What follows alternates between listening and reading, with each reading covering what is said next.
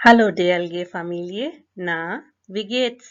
आज की वीडियो में हम देखेंगे कि हम नॉमिनेटिव, अकुजाटिव, दाटिव, गेनेटिव इन सब को किस तरह से हैंडल करेंगे। जो लोस किड्स जी, तो सबसे पहले देख लेते हैं एक एग्जाम्पल से कि ये हैं क्या। और यहाँ पर आपको घबराने की जरूरत नहीं है कि गेनेटिव किधर गया, वो इसके बाद वाली एग्जाम्पल में आएगा। तो पहली एग्जाम्पल मैंने पहले जो तीनों थे केसेस उनकी ली है, जो कि है इश शिके दिया einen Brief, मैं भेजती हूँ तुम्हें एक खत। और ये आप देख सकते हैं कि इश नॉमिनेटिव में है, दिया दाटिव में और einen Brief आकुजाटिव में। अब यहाँ पर बताने की बात यह है कि नॉमिनेटिव बहुत ही सिंपल होता है, इसको हम ज्यादा डिटेल के साथ इस वीडियो में डिस्कस नहीं करेंगे। और अगर आपको ये आइडिया नहीं कि ये सारे केसेस क्या हैं, तो आप मेरी पुरानी वीडियोस देख सकते हैं जिनके लिंक्स मैं डिस्क्रिप्शन बॉक्स में भी दे दूंगी। गेनेटिव की एग्जाम्पल देने से पहले मैं आपको कुछ बातें बता दूं कि आप अगर सीखना चाहते हैं कि इन सारे के सारे केसेस को जर्मन ग्रामर में हम किस तरह से ठीक यूज करना सीख सकते हैं, उसके लिए बहुत जरूरी है कि आप प्रोनाउंस के टेबल्स और आर्टिकल्स के टेबल्स याद कर लें। लेकिन उन टेबल्स को याद करने से भी पहले आपके लिए सबसे ज्यादा इम्पोर्टेंट है कि जब आप नाउन्स याद करें तो उनको उनके जेंडर और आर्टिकल्स के साथ याद करें, क्योंकि इन नाउन्स के जेंडर्स पर ही डिपेंड करते हैं बहुत सारे रूल्स, जैसे कि हम आज इनकाउंटर करेंगे। और दूसरा ये कि मैं पहले आपको बताना भूल गई थी कि नॉमिनेटिव एक सेंटेंस में करता क्या है। वर्ब हमें इंडिकेट करता है कि एक सेंटेंस में क्या एक्शन परफॉर्म हो रहा है, तो नॉमिनेटिव केस उस एक्शन को परफॉर्म करता है। अब हम गेनेटिव की एग्जाम्पल देख लेते हैं। Das ist der Brief meines Vaters। अब यहाँ पर आपने ES और S देखकर घबरा नहीं जाना, ये एक्चुअली इंडिकेट कर रहे हैं कि ये एक्सप्रेशन गेनेटिव में यूज हुआ है। और गेनेटिव हम जर्मन लैंग्वेज में यूज करते हैं पोजेशन या ओनरशिप शो करने के लिए। और इसका यूज आस वाई लेवल में जस्ट आपको लेजे फर्स्टेन में इसको देखने का इनकाउंटर करने को मिलेगा, वरना राइटिंग में और स्पीकिंग में ये आस वाई लेवल पे यूज नहीं होता। और इसका मोस्टली यूज बे आइंस से ऑनवर्ड्स होता है। तो आप जस्ट इसके टेबल्स याद कर सकते हैं ताकि जब आप इस एक्सप्रेशन को पढ़ें तो आपको इसका मतलब आता हो। इस एग्जाम्पल का मतलब बनेगा that is the letter of my father. अगर आपने गेनेटिव यूज नहीं करना और एक प्रेपोजिशन के साथ ओनरशिप शो करनी है, तो आप इसको इस तरह से भी कह सकते हैं Der Brief von meinem Vater। अब जैसे मैंने आपको पहले बताया था कि इस वीडियो में हम नॉमिनेटिव को ज्यादा डिस्कस नहीं करेंगे, इसी तरह हम गेनेटिव को भी ज्यादा डिस्कस नहीं करेंगे, क्योंकि जब हम बिगिनर्स होते हैं आइंस और आस्वाई लेवल पे, हमें जो मोस्ट डिफिकल्टी होती है वो होती है दाटिव और आकुजाटिव को डिफरेंशिएट करने में। तो हम आज इन दो केसेस पर फोकस करेंगे। जैसे कि मैंने अभी आपको बताया कि हमें बिगिनिंग स्टेज पर आकुजाटिव और दाटिव इन दोनों में डिस्टिंक्शन करना बहुत मुश्किल लगता है, क्योंकि हम जर्मन को कंपेयर करते हैं इंग्लिश से और हम कोशिश करते हैं कि उसको ग्रामेटिकली भी कन्वर्ट करें। लेकिन ऐसा करना बहुत गलत है, क्योंकि हमें जर्मन रूल्स के साथ ही स्टिक रहना चाहिए, उसी पे फोकस करना चाहिए और उसको एज इट इज याद करना चाहिए। अब आप सोचेंगे कि ये क्या बात हुई, लेकिन अगेन जब हम किसी भी लैंग्वेज की ग्रामर देखते हैं तो आपको पता है कि उसके पीछे कोई लॉजिक नहीं होती। जैसे अगर हम आर्टिकल्स का देखें या जेंडर्स का देखें कि नाउन्स के साथ अगर डिश है तो फिर डिशोकोलादे क्यों है, इसके पीछे कोई लॉजिक नहीं है। और इसी तरह अगर हम वर्ब्स को देखें तो कुछ वर्ब्स अपने बाद आकुजाटिव फॉलो करते हैं, कुछ वर्ब्स बिल्कुल दाटिव फॉलो करते हैं और कुछ वर्ब्स दाटिव और आकुजाटिव दोनों फॉलो करते हैं। तो इसका वन स्टेप सोल्यूशन ये है कि जब हम ग्रामर रूल्स देखें और उनके पीछे कोई लॉजिक नहीं होती, तो इसलिए फिर हम उन रूल्स को as it is by heart याद कर लें। जो पॉइंट अभी मैं आपको बता रही थी उसकी एग्जांपल्स देख लेते हैं। Ich frage dich, du antwortest mir। अब आप सोचेंगे कि I ask you, इसके बाद accusative लगा है, तो you answer me, इसके बाद dative क्यों लगा है? तो इसका आंसर यही है कि fragen जो वर्ब है वो अपने बाद accusative केस फॉलो करता है और antworten अपने बाद dative केस फॉलो करता है।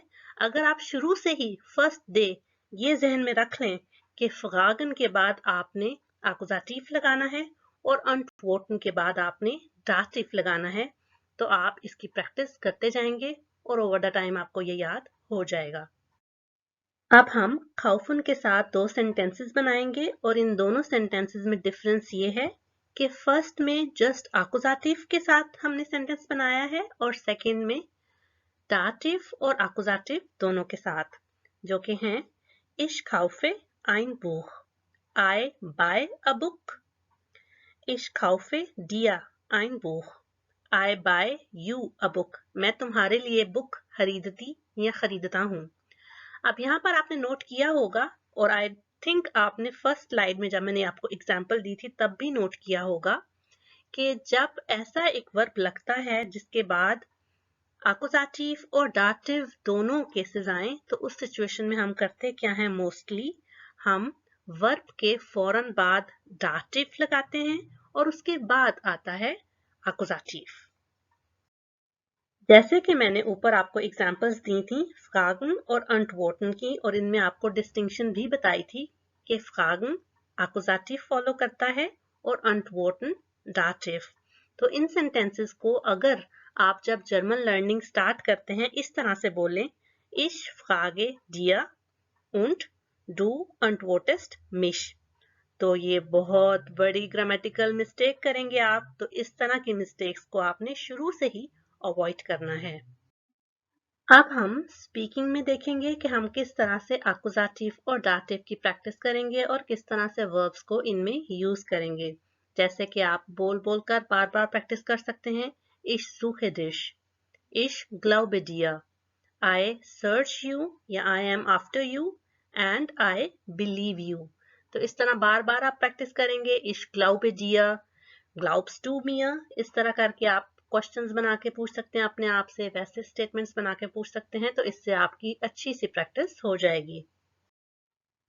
दो ऐसे वर्ब्स लिए हैं मैंने जो कि एक दूसरे का ऑपोजिट हैं, बिटन और बेफेलन। बिटन कहते हैं टू रिक्वेस्ट को, बेफेलन कहते हैं टू ऑर्डर। तो बिटन अपने बाद आकुजाटिव फॉलो करता है और बेफेलन डाटिव। इनकी एग्जांपल्स होंगी Ich bitte dich, I request you, Ich befehle dir, I order you, I command you। कुछ और एग्जांपल्स हैं। Hörst du mich? Antworte mir। Do you hear me? Answer me। अब यहाँ पर आप सोच रहे होंगे कि मैं इतनी एग्जांपल्स क्यों दे रही हूँ, तो ये बेसिकली जस्ट आपकी प्रैक्टिस के लिए हैं। जितनी ज़्यादा आप प्रैक्टिस करेंगे उतना ज़्यादा आपकी कंफ्यूजन्स इन दोनों केसेस को लेकर क्लियर हो जाएंगी और उतना ज़्यादा आप अच्छा इनका यूज़ कर सकेंगे स्पीकिंग में भी और राइटिंग में भी। इस स्लाइड पर मैं आपको सिंपल सेंटेंस से लेंथी सेंटेंस बनाना बताऊंगी और ये भी बताऊंगी कि किस तरह से हम आकुजाटिव और डाटिव दोनों को अलग अलग यूज करते हैं। फर्स्ट है बिल्कुल सिंपल, Ich esse, मैं खाती या खाता हूँ। Ich esse so viel, मैं बहुत खाती हूँ। Ich esse ein Eis, मैं आइसक्रीम खाता हूँ। ein Eis आपने देख लिया होगा, ब्लू कलर सेम आकुजाटिव है। और लास्ट एग्जाम्पल है Ich esse zusammen mit meinen Freunden, मैं अपने दोस्तों के साथ मिलकर खाता हूँ। अब यहाँ पर mit आपको नजर आ गया होगा, अगर आपको नहीं पता तो mit डाटिव प्रेपोजिशन है और जब ये सेंटेंस में यूज हो तो अपने बाद हमेशा डाटिव केस फॉलो करता है। कुछ और एग्जाम्पल्स देख लेते हैं और आई प्रॉमिस कि इस स्लाइड में हम लास्ट एग्जाम्पल्स देखेंगे, जिनमें से फर्स्ट है Ich warte auf dich, जिसका मतलब है I wait for you, आप कहेंगे अच्छा इसका मतलब ये है, तो उसकी तो ट्रांसलेशन इश वाट इफ योर डिश नहीं बनती। लेकिन जैसे मैंने आपको बताया कि ट्रांसलेशन हमेशा एक्यूरेट नहीं होती। जर्मन लैंग्वेज में जब हम कहते हैं टू वेट फॉर, तो उसके लिए एक्सप्रेशन यूज होता है वार्टन आउफ, और इस एक्सप्रेशन के बाद हमेशा आकुजाटिव केस फॉलो होता है। अगर आप इस एक्सप्रेशन की जगह ये या ये और ये यूज करेंगे तो वो ग्रामेटिकली रॉन्ग होंगे। अब आप ऐसे इमेजिन करें कि आपकी फ्रेंड काफी देर से चुप बैठी है, वो आपकी बातों का जवाब नहीं दे रही और बस ऐसे ही रिएक्ट नहीं कर रही, तो आप उससे कहेंगे Hörst du mich? Ich spreche mit dir. Sag mir bitte, was ist los mit dir? Erzähl mir, geht es dir nicht gut? तो इस तरह आप बार बार इन जैसे एक्सप्रेशंस की प्रैक्टिस करके अपनी स्पीकिंग में एक्यूजेटिव और डाटिव का करेक्ट यूज सीख सकते हैं। अब जाने का टाइम है और जाने से पहले मैं आपको बताऊंगी कि आप डिस्क्रिप्शन बॉक्स जरूर चेक करें, उसमें मैंने आपके साथ 2 बहुत हेल्पफुल लिंक्स शेयर किए हैं। फर्स्ट लिंक में आपको मिलेंगे लिस्टन und tabellen, जो कि बहुत ही अच्छे A1 A2 लेवल की आपको वर्ब लिस्ट मिलेंगी, prepositions की टेबल्स मिलेंगे। ये जो सारे आज हमने डिस्कस किए हैं प्रोनाउंस और आर्टिकल्स, उनके टेबल्स होंगे। और दूसरा एक लिंक है A2 ग्रामेटिक Übungen का, जिसमें आप प्रैक्टिस कर सकते हैं अपनी ग्रामर A2 लेवल की। So wish you good luck with that. अगर आप अभी भी मेरी वीडियो देख रहे हैं तो मैं आपका शुक्रिया अदा करती हूँ। उम्मीद करती हूँ कि इस वीडियो ने आपकी थोड़ी बहुत मदद की होगी ये समझने में कि किस तरह से हम अप्रोप्रिएटली केसेस को यूज कर सकते हैं जर्मन ग्रामर में, स्पीकिंग में स्पेसिफिकली। अगर ये चैनल और वीडियोस आपकी हेल्प कर रहे हैं तो अपने लैंग्वेज लर्निंग फ्रेंड्स के साथ इसको जरूर शेयर करें। कमेंट सेक्शन में मुझे बताइए कि किन टॉपिक्स पर आप वीडियोस देखना चाहते हैं। मैं मिलती हूँ आपको नेक्स्ट वीडियो में। अल्लाह हाफिज।